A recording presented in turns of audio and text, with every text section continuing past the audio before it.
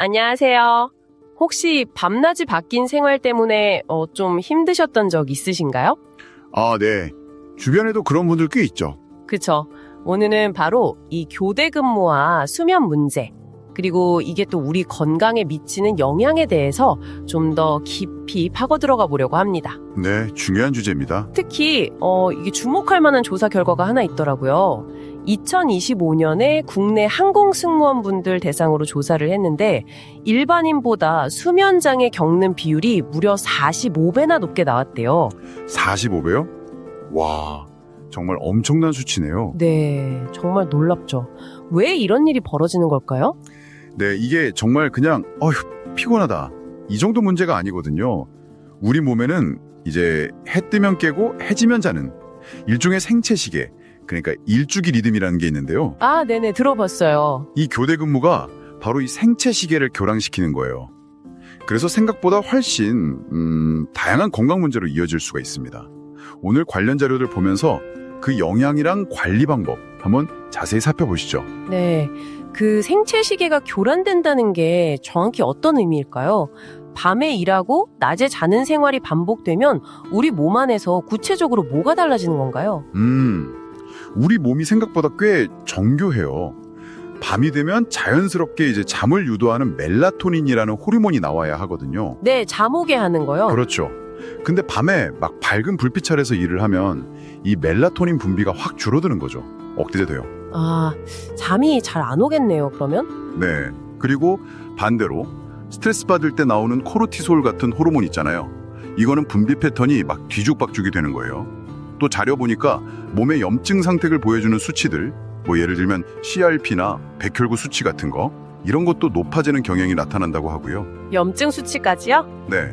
이런 몸 안의 불균형이 계속 쌓이다 보면 결국 건강에 빨간불이 딱 켜지는 거죠. 와, 단순히 피곤한 걸 넘어서 호르몬이나 염증 수치까지 변하는 거군요. 그럼 이게 구체적으로 어떤 건강 문제로 나타날 수 있는 건가요? 자료 보니까 생각보다 좀 심각한 병 이름들이 많던데요? 맞아요. 일단 비만, 고혈압, 당뇨병 같은 문제들이 한꺼번에 나타나는 거, 그걸 대사증후군이라고 하잖아요. 네네. 그 위험이 커지고요. 또 혈압 문제나 뭐 뇌졸중, 심장병 같은 심혈관 질환 발생 가능성도 무시할 수 없어요. 정말요? 네. 그리고 면역 기능이 떨어져서 각종 감염에도 좀 약해질 수 있고요. 일부 연구에서는 특정 암, 특히 여성분들 같은 경우에는 유방암 발병 위험 증가랑도 관련이 있다고 보고되고 있습니다. 암까지요? 와. 그뿐만이 아니에요. 뭐 집중력이나 기억력 떨어지는 인지기능 저하, 당연히 업무효율도 떨어지겠죠. 네, 피곤하니까요. 심하면 사고 위험까지 높아질 수 있습니다. 실제로 아까 말씀드린 그 2025년 항공승무원 조사 있잖아요. 거기서 응답자의 절반 이상 52.6%가 최근 1년 안에 치료가 필요할 정도의 부상을 경험했다고 답했어요. 헉, 절반 이상이요? 네, 이게 그냥 넘길 문제가 아닌 거죠. 피로 누적이나 집중력 저하가 실제 사고로 이어질 수 있다는 걸 보여주는 거니까요. 와, 정말 잠 못 자는 거 하나가 이렇게까지 많은 문제를 일으킬 수 있다니. 여기에 또 업무 스트레스까지 더해지면 정말 힘드실 것 같아요. 그렇죠. 그 항공 승무원 조사 결과를 다시 보면 최근 3개월 안에 언어 폭력을 경험한 비율이 47.2%나 되고 직장 내 괴롭힘을 경험했다는 응답도 꽤 높더라고요. 맞습니다. 스트레스랑 수면 부족은 이게 서로 악영향을 줘요.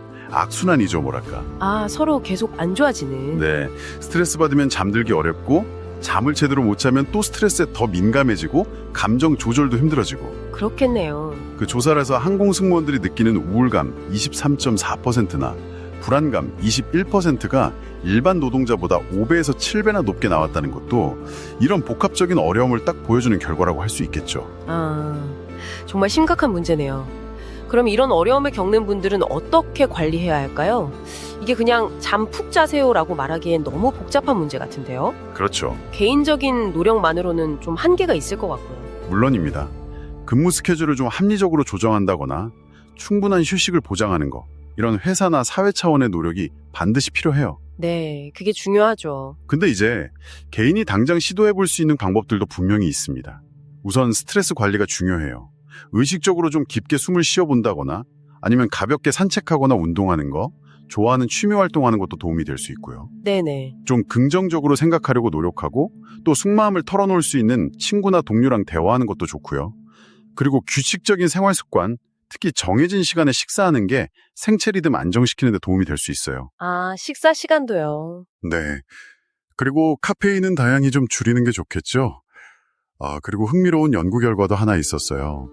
간호사분들 대상으로 한 연구인데 야간 근무 중에 잠깐 한 30분 정도 눈 붙이는 거 있잖아요. 토막잠. 네, 쪽잠 같은 거요. 네, 맞아요. 그게 스트레스랑 졸음을 눈에 띄게 줄여주는 효과가 있었다고 하더라고요. 특히 근무 후반부 피로를 더는 데 좋았다고 하고요. 오, 잠깐 자는 게 효과가 있군요.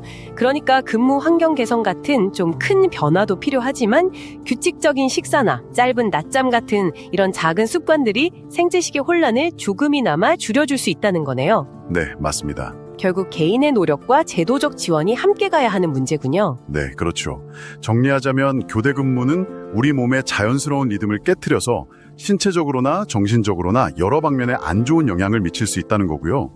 여기에 이제 직무 스트레스가 더해지면 그 어려움은 더욱 커지는 거죠. 네, 건강한 생활 습관을 유지하고 스트레스를 관리하려는 개인적인 노력도 중요하지만 동시에 근무 환경을 개선하고 충분한 휴식을 보장하는 사회적인 관심과 지원이 꼭 필요하다는 점을 기억해야겠습니다. 맞습니다. 이게 단순히 개인의 건강 문제를 넘어서 우리 사회 전체의 생산성 그리고 안전과도 직결되는 문제니까요.